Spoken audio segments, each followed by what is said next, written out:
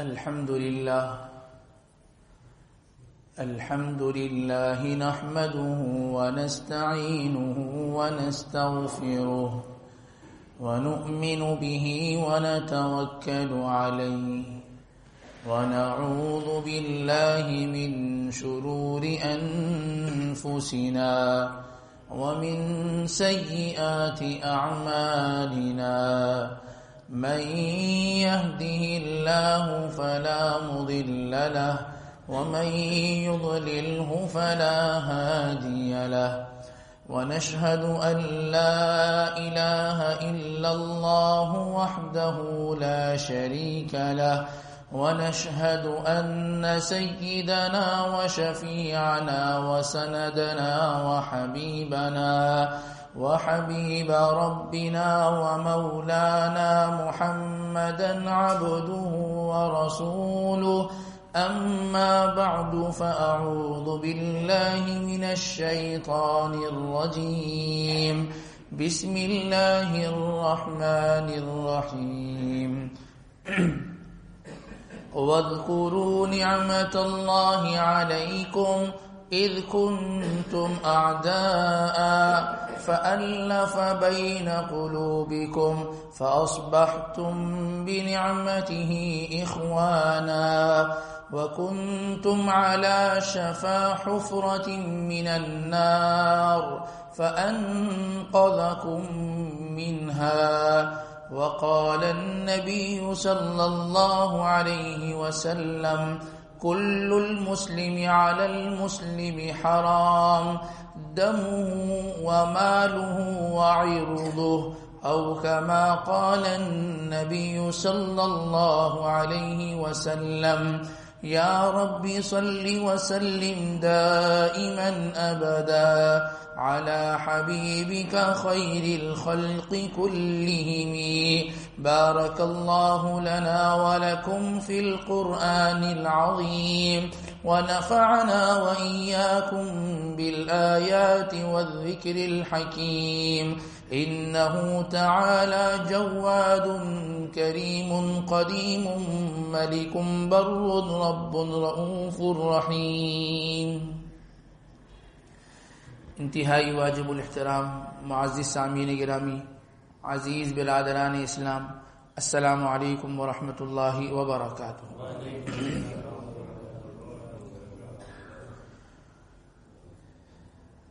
اسلام ایک انتہائی بہترین مذہب ہے، اور جہاں ہمیں دین اسلام، نماز، روزہ، دیگر عبادات کی تعلیم اور تلقین کرتا ہے، اسی کے ساتھ ساتھ ہمارا یہ مذہب اسلام یہ ہمیں اخوت، بھائی چارہ، آپس میں محبت سے رہنے کا بھی درس دیتا ہے، جس کو ہمارے یہاں حسن معاشرت کہتے ہیں۔ آپس میں تعلق کا بہترین ہونا، آپس میں تعلق کا اچھا ہونا، اخوت اور بھائی برادری، اس کے ساتھ اپنی زندگی کو گزارنا، یہ ہمارا مذہب ہمیں اس بات کی بھرپور تلقین کرتا ہے۔ اور کسی بھی معاشرے کو امن کے ساتھ اور سکون کے ساتھ جبھی چلایا جا سکتا ہے جب وہاں پر اخوت، بھائی چارہ، آپس میں محبت اور ایک بہترین تعلق ہو۔ اللہ تبارک و تعالی نے قرآن پاک کے اندر اپنی بے شمار نعمتوں کا جہاں تذکرہ فرمایا، ایک تذکرہ اللہ تبارک و تعالی نے اپنی نعمت کا یہ فرمایا، اور اس کے اولین مخاطب وہ صحابہ کرام رضوان اللہ تعالی علیہم اجمعین تھے۔ آپ نے فرمایا وَاذْكُرُوا نِعْمَةَ اللَّهِ عَلَيْكُمْ، اللہ کی نعمتوں میں سے اس نعمت کو یاد کرو، اذ کنتم اعداء، جب تم کون تھے آپس میں؟ اعداء، عدو سے، جب تم آپس میں دشمن تھے، جب تم آپس میں دشمن تھے، ایک دوسرے کو پسند نہیں کرتے تھے، ایک دوسرے سے دشمنی رکھتے تھے، فَأَلَّفَ بَيْنَ قُلُوبِكُمْ، اللہ نے تمہارے دلوں میں جوڑ پیدا کر دیا، اللہ نے دلوں کے اندر جوڑ کو پیدا کر دیا، دل آپس میں جوڑ دیے۔ فَأَصْبَحْتُمْ بِنِعْمَتِهِ إِخْوَانًا، اللہ کی نعمت اور اللہ کا فضل ہوا کہ تم آپس میں اب کیا کیا ہو گئے؟ بھائی بھائی ہو گئے. وَكُنْتُمْ عَلَى شَفَا حُفْرَةٍ مِّنَ النَّارِ فَأَنْقَذَكُم مِّنْهَا، تم جب دشمنی کرتے تھے، جب تم آپس میں ایک دوسرے کے ساتھ باہمی دشمنی کے ساتھ زندگی گزارتے تھے، عَلَى شَفَا حُفْرَةٍ مِّنَ النَّارِ، اس وقت گویا کہ تم جہنم کی آگ کے بالکل کنارے پہ تھے. دشمنی، نفرت، ایک دوسرے کے لیے دل میں بغض رکھنا، گویا ایسا ہے آدمی جہنم کی آگ کے کنارے پہ کھڑا ہے. علی شفا حفرۃ من النار، اللہ فرماتے ہیں فانقذکم منها، ہم نے تمہارے درمیان میں محبت کو پیدا کیا، ہم نے تمہارے درمیان میں تعلق کو پیدا کیا. کیا ہوا؟ جہاں تم دشمن تھے تم اب دوست بن گئے، تمہارے درمیان نفرتیں تھی تمہارے درمیان محبتیں پیدا ہو گئیں. یہ جو اللہ تبارک و تعالیٰ فرماتے ہیں نا فَأَصْبَحْتُمْ بِنِعْمَتِهِ إِخْوَانًا، اللہ کی نعمت اور اللہ کے فضل سے تم آپس میں بھائی بھائی بن گئے. یہ بھائی بھائی کب بنے تھے؟ یہ جب مکے سے مدینے کی طرف ہجرت ہوئی تھی نا، تو آپ صلی اللہ علیہ وسلم نے ایک اخوت کا رشتہ قائم کیا تھا. انشاءاللہ وہ آگے ذکر کریں گے. تو اس بھائی چارے کو اللہ تبارک و تعالی نے قرآن پاک کے اندر ارشاد فرمایا ہے کہ تمہیں اللہ پاک نے بھائی بھائی بنا دیا. جناب نبی کریم سرکار دو عالم صلی اللہ علیہ وسلم نے مسلمان کی تعریف کی ہے کہ مسلمان کون ہے. ہم سے پوچھا جائے مسلمان کون ہے؟ جی لا الہ الا اللہ محمد رسول اللہ پڑھنے والا ہے. اچھا جی اور کوئی تعریف کر دیں؟ جی نماز پڑھنے والا ہو. اچھا جی اور کوئی تعریف کر دیں؟ جس کے اچھے اخلاق ہو. اچھا جی اور کوئی تعریف کر دیں؟ بھئی روزے رکھتا ہو. اچھا جی اور تعریف؟ ہم وہ تعریف کریں گے جو باہمی ہمیں باہر نظر میں ہمیں دیکھنے میں چیزیں ملتی ہیں. آپ علیہ السلام نے جو تعریف فرمائی بڑے جامع معنی تعریف فرمائی. فرمایا کامل مسلمان وہ ہے المسلم اخو المسلم. کامل مسلمان وہ ہے کہ جو مسلمان دوسرے مسلمان کا بھائی ہو، جو مسلمان دوسرے مسلمان کا بھائی ہو. عجیب حالت ہے، عجیب عالم ہے. ایک ماں کے پیٹ سے پیدا ہونے والے دو افراد اپنے آپ کو بھائی تصور کرنے کے لیے تیار ہی نہیں ہے، بھائی ماننے کے لیے تیار نہیں ہے. وہ کیا پڑوسی کو، وہ کیا کسی مسلمان کو بھائی مانے. سگا بھائی بھائی نہیں ہے، سگا بھائی بھائی نہیں ہے. فرمایا المسلم اخو المسلم، مسلمان وہ ہے کہ جو دوسرے مسلمان کو مسلمان سمجھے. کسی پر کفر کا فتویٰ لگا دینا، کسی پر فاسق اور فاجر ہونے کا فتویٰ لگا دینا بہت آسان ہے. کیا کہتے ہیں کہ جو نہ مانے وہ بھی کافر. اتنی آسانی کے ساتھ دار اسلام سے باہر کر دیا. ایسا لگتا ہے کہ جو اسلام کے ٹھیکیدار ہیں ہم نے اس کو داخل کیا اور اس کو منٹ میں باہر کر دیا اور اگلے گھنٹے میں اس کو اندر کیا اس کو باہر کر دیا. فرمایا مسلمان وہ ہے کہ جو دوسرے مسلمان کو مسلمان اپنا بھائی سمجھے. پھر کیا فرمایا؟ لا یظلمہ، اس پر ظلم نہیں کرتا. مسلمان پر ظلم نہیں کرتا. اگر کوئی آدمی کہے کہ جی میں مسلمان ہوں لیکن ظالم ہوں نا، تو بھی مسلمان نہیں ہے، وہ آدمی کامل مسلمان نہیں ہے. لا یظلمہ، وہ ظلم نہیں کرتا. ولا یخذلہ، اور اسے رسوا نہیں کرتا، اسے ذلیل نہیں کرتا، اسے نیچا نہیں دکھاتا. ذلیل کرنا، کسی کو رسوا کرنا اپنے طاقتور ہونے کی موجودہ دور کے اندر دلیل ہے. میں نے کیسے ذلیل کیا، میں نے کیسے رسوا، کیسے میں نے منہ پر کھڑی کھڑی سنا دی. بہت بہترین کام کیا آپ نے ماشاءاللہ. محمد رسول اللہ صلی اللہ علیہ وسلم کی نگاہ میں آپ کامل مسلمان نہیں ہیں. برداشت، تحمل، یہ ہمارے اندر سے ختم ہو گیا. کسی کی کوئی بات برداشت کرنے کے لیے انسان تیار ہی نہیں ہے. کسی نے اگر کوئی گھور کے دیکھ لیا تو اس کا دیکھنا برداشت نہیں ہے، اس کا دیکھنا برداشت نہیں ہے کہ یاسمین آدمی نے دیکھا کیسے. اور تیسری چیز کیا فرمائی؟ فرمایا ولا یحقرہ، اور مسلمان کو کبھی حقیر نہیں جانتا، کبھی کم تر نہیں جانتا. اور پھر کیا فرمایا آگے؟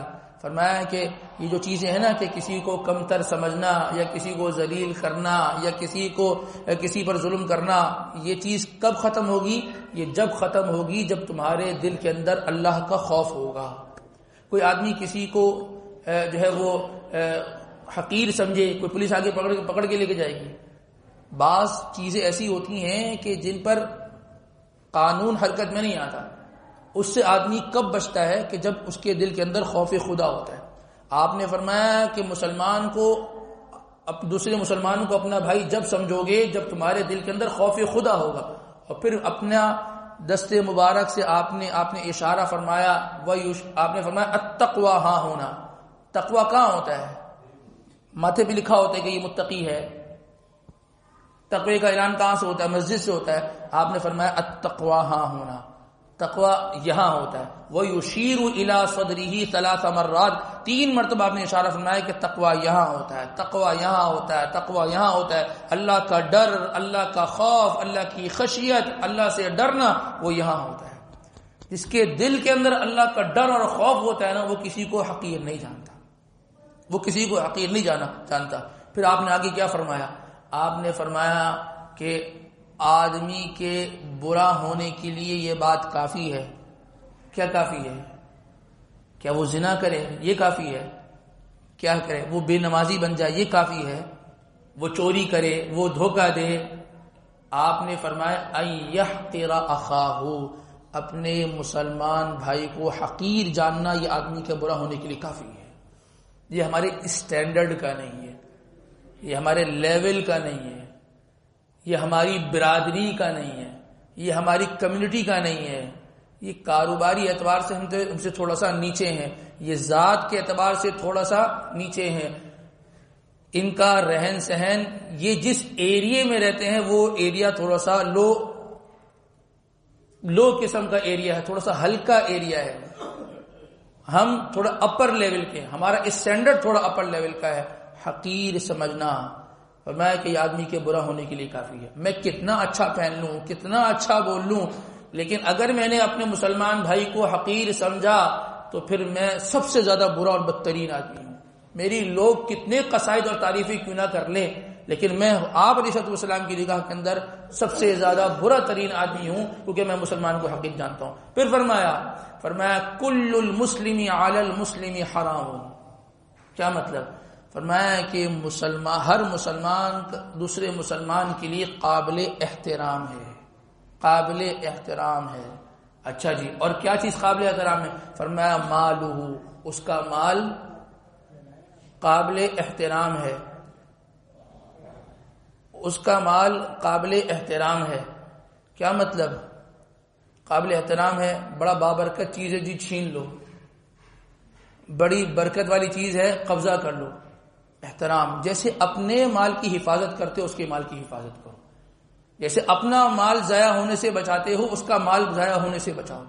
فرمایا کہ کل المسلم علی المسلم حرام مالہ و دمہ، جیسے اپنی جان بچاتے ہو ایسے اس کی جان کو بچاؤ، جیسے اپنی جان بچاتے ہو ایسے اس کی جان بچاؤ. وعرضہ، اور اس کی عزت ایسے بچاؤ، ایسی اس کی حفاظت کرو جیسے اپنی عزت کی حفاظت کرتے ہو. آج کسی کی جان جا رہی ہو نا، اللہ معاف کرے، انسان بس ہے کہ کلمات کہتے وہ گزر جاتا ہے. کسی کی عزت پہ کوئی حملہ کر رہا ہو، کوئی مسئلے کی بات نہیں ہے، بات ہی نہیں ہے، وہ ہائے کر کے انسان گزر جاتا ہے. اب تو نیا زمانہ آ گیا، اب تو موبائل سے ویڈیو بنتی ہے کہ جی دیکھیں جی فلاں کے ساتھ فلاں حادثہ ہو رہا ہے اور یہاں کھڑوں کی ویڈیو بن رہی ہے. بھائی آپ کم سے کم بچا تو سکتے ہو نا، آپ اس کا کوئی نہ کوئی کچھ نہ کچھ ساتھ تو دے سکتے ہو نا.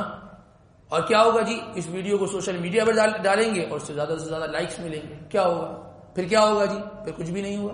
لیکن جس کا نقصان ہونا تھا وہ تو ہو گیا نا. کسی کے مال کا نقصان ہو رہا تھا، کسی کی جان کا نقصان ہو رہا تھا، کسی کی عزت جا رہی تھی، کوئی مسئلے کی بات نہیں ہے. ہمارا کیا تعلق ہے؟ ہمارا تعلق یہ ہے ہم کسی طریقے سے بس اپنی ویڈیو بنا کے اپنی اس ویڈیو کو وائرل کر دیں. یہ طوفان بدتمیزی ہے. کیا ہے؟ اندر دل کے اندر جو رحم ہوتا ہے نا ایک دوسرے کا، وہ ختم ہو گیا.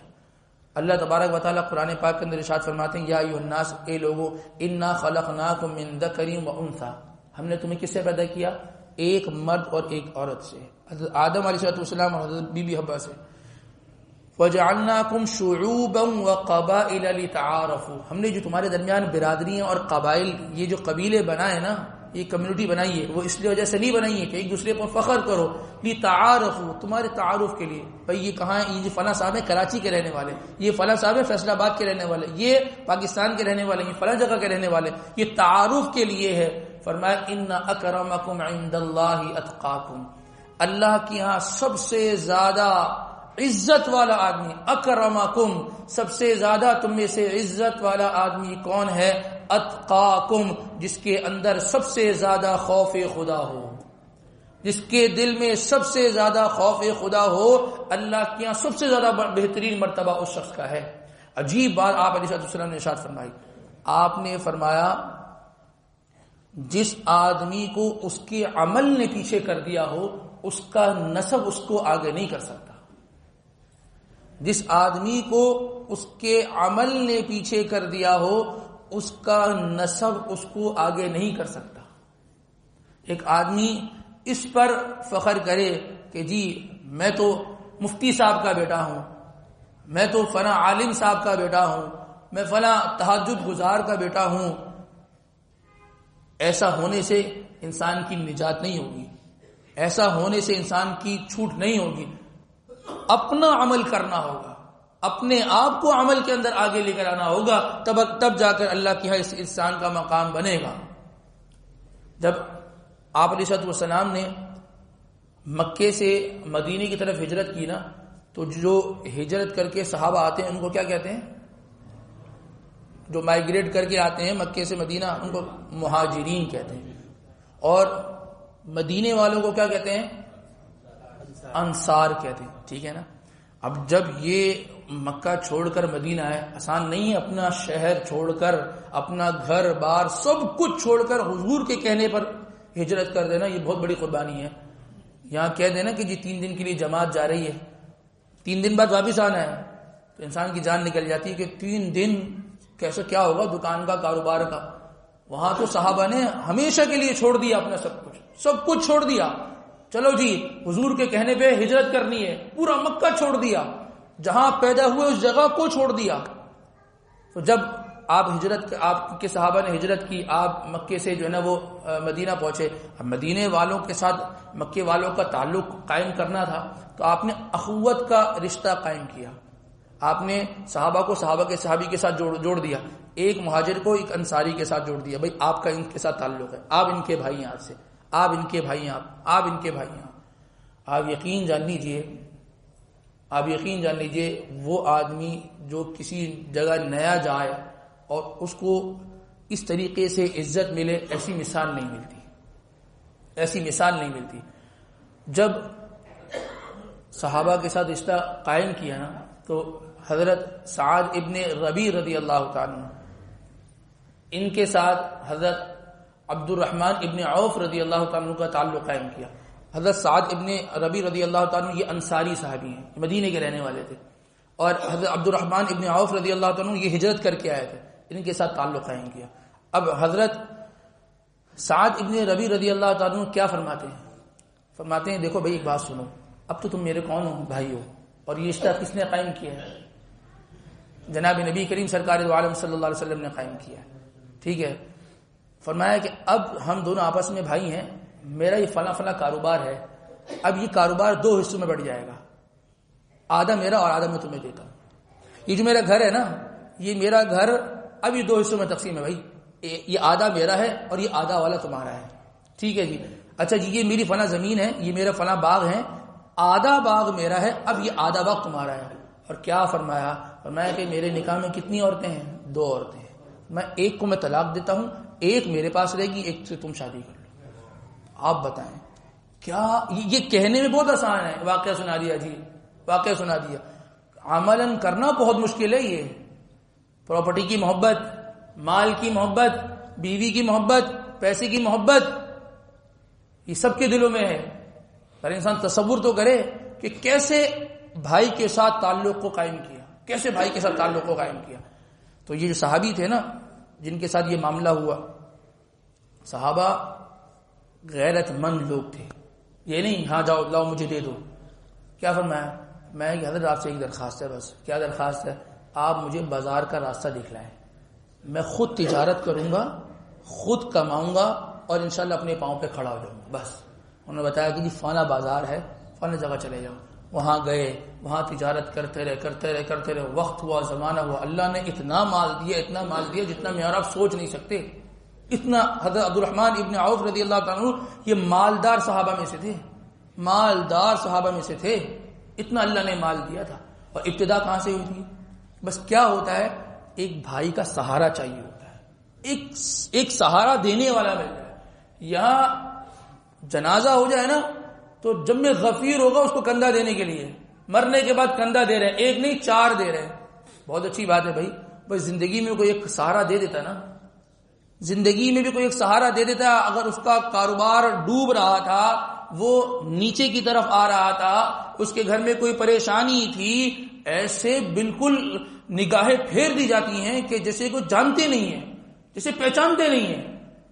اور جیسے ہی ان کے گھر کے باہر کوئی ٹینٹ لگنا شروع ہو جائے، آدمی فوراً پہنچ جاتا ہے، جی بہت افسوس ہوا کہ آپ کے یہاں انتقال ہو گیا. بہت افسوس ہوا کہ جی آپ کے پتہ چلا آپ کا نقصان ہو گیا.